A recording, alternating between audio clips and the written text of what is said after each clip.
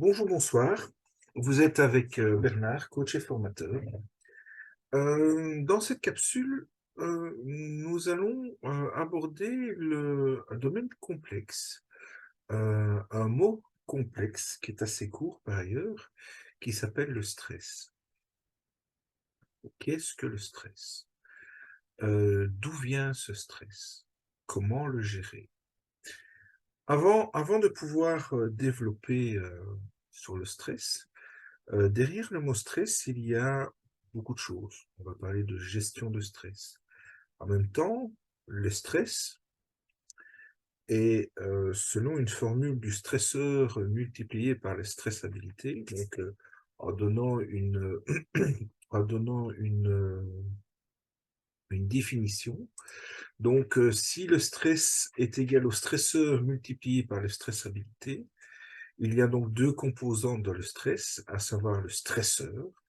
Qu'est-ce que le stresseur? Ce sont les choses ou les personnes sur lesquelles on a un problème. Il y a quelque chose qui fait que il y a quelque chose qui ne va pas, qui nous irrite. Je prends un exemple. Ma femme vient d'ouvrir la porte violemment. La manière dont elle est venue ouvrir la porte de mon bureau, pardon, a fait que j'étais en stress. Et elle a été agressive envers moi ou par rapport à la situation, étant donné que là maintenant je suis calme, eh ben, ça a été le point, le déclencheur de mon stress. En même temps, il y a les stressabilités. Alors, qu'est-ce que ça veut dire? Ben, la stressabilité, euh, c'est finalement le niveau de stress, notre aversion à la situation ou l'aversion par rapport à la personne ou par rapport au déclencheur. C'est aussi le degré de notre besoin inassouvi ou insatisfait. C'est aussi notre degré de résistance au changement. Maintenant, ma femme vient d'ouvrir la porte de manière violente. Qu'est-ce qui fait que je serais stressé également? Elle ouvre la porte et puis c'est tout. Ça ne me touche pas. Je n'ai pas de besoin satisfait. Je n'ai pas d'aversion parce que elle vit chez elle tout comme moi je vis chez moi. Et la résistance au changement, je n'en ai pas, étant donné que finalement, il est normal qu'elle ouvre la porte pour pouvoir me parler. Dès lors, le stress, et c'est ça qui est un petit peu compliqué, c'est que la gestion du stress, il n'y a pas un élément, il n'y a pas un outil, il n'y a pas une manière de faire, étant donné que justement les stresseurs peuvent être différents. Je prends un autre exemple. Si et je vais prendre un exemple douloureux et désolé pour les personnes qui pourraient entendre par rapport à un exemple concret réel.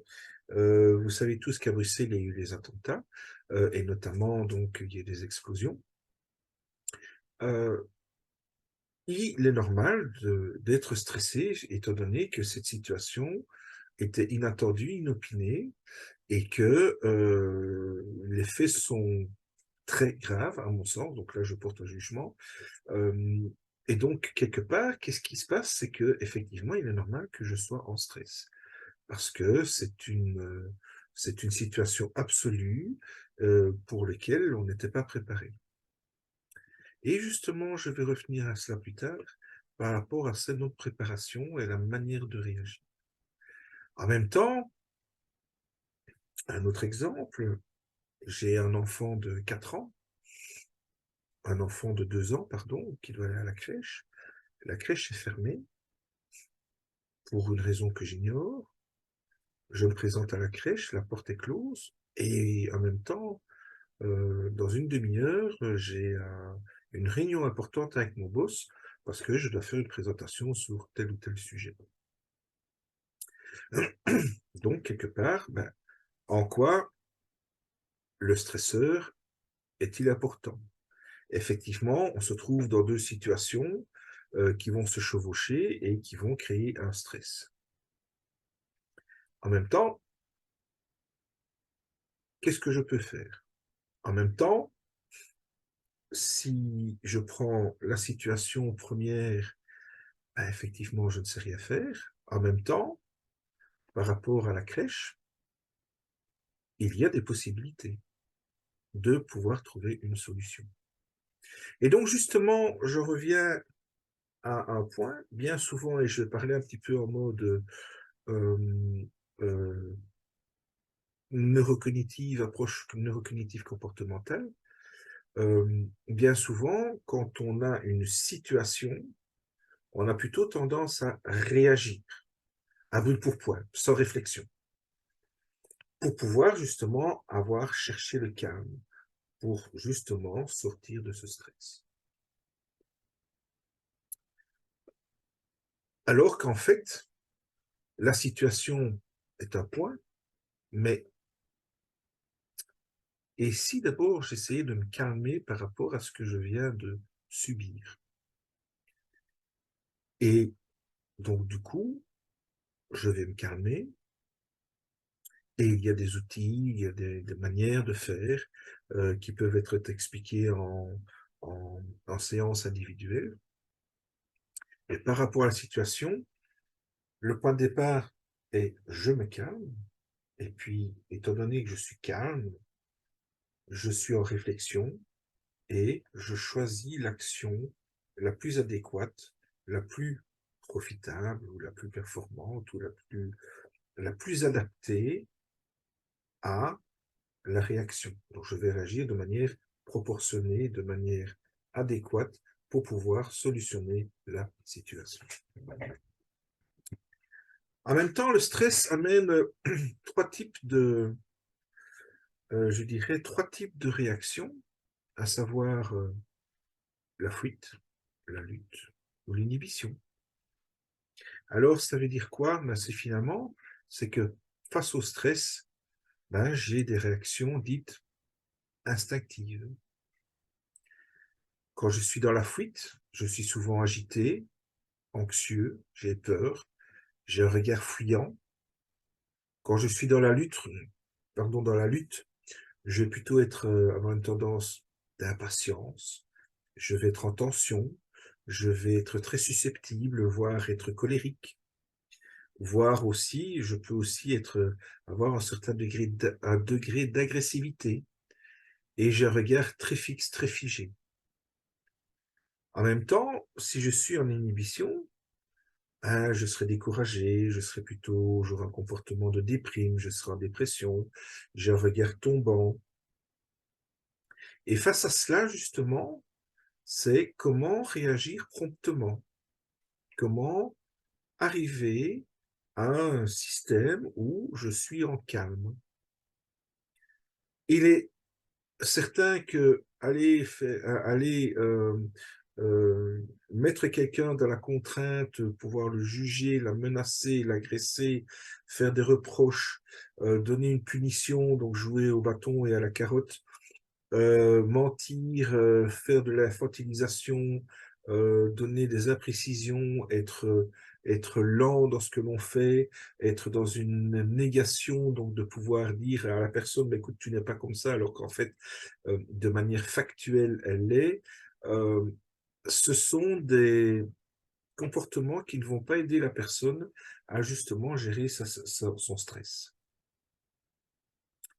En même temps, donc, oui, mais c'est bien beau ça, monsieur, mais qu'est-ce que l'on doit faire? Justement, amener cette personne au calme. Ah oui, mais comment? Ben, c'est simplement, peut-être, quand je dis simplement, c'est dans mon phrasé, c'est simplement ne pas émettre de contraintes, poser des questions ouvertes, reformuler, avoir plutôt euh, une, un comportement d'accompagnateur et pas plutôt aller dans l'affrontement, reconnaître ses capacités, être le plus factuel possible, être juste et calme dans sa manière communiquer avec la personne qui est en stress. L'empathie est aussi très important, le soutien, l'accompagnement, encourager la personne permet également de pouvoir aider à sortir de ce, je veux dire, de ce stress pour pouvoir aller chercher le calme.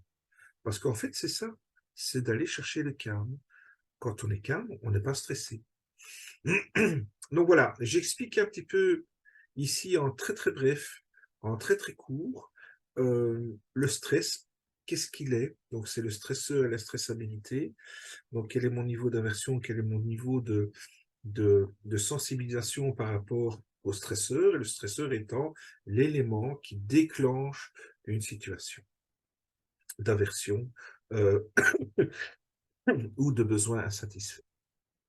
Alors vous allez me dire, c'est facile? Non. Je n'ai pas dit que c'était facile, je dis simplement que euh, il y a des outils qui permettent justement de travailler des situations, de pouvoir justement aller chercher le calme pour pouvoir réagir promptement. Ça veut dire également que on ne regarde pas nécessairement le contenu du stress, on regarde plutôt la situation dans laquelle on est. Qu'est-ce que ça va procurer? Ben justement, un petit peu plus de prise de hauteur, on va pouvoir être plus compréhensif, on va pouvoir peut-être expliquer, et dès lors avoir une pertinence beaucoup plus appropriée. Et dès lors, par rapport à ce mécanisme de défense que l'on a, puisqu'on est en stress, parce que finalement, face au stress, on réagit, nous sommes humains, ça permet également d'avoir euh, une posture beaucoup plus durable par rapport au stress. Je ne dis pas que cette capsule est l'évangile. D'autres personnes, d'autres collègues, coachs, d'autres collègues psy vont vous expliquer ça autrement. Effectivement, il n'y a pas qu'une solution, comme je le répète, étant donné que l'élément stresseur, les éléments stresseurs sont différents. Est-ce que c'est le contexte? Est-ce que c'est le comportement d'autrui?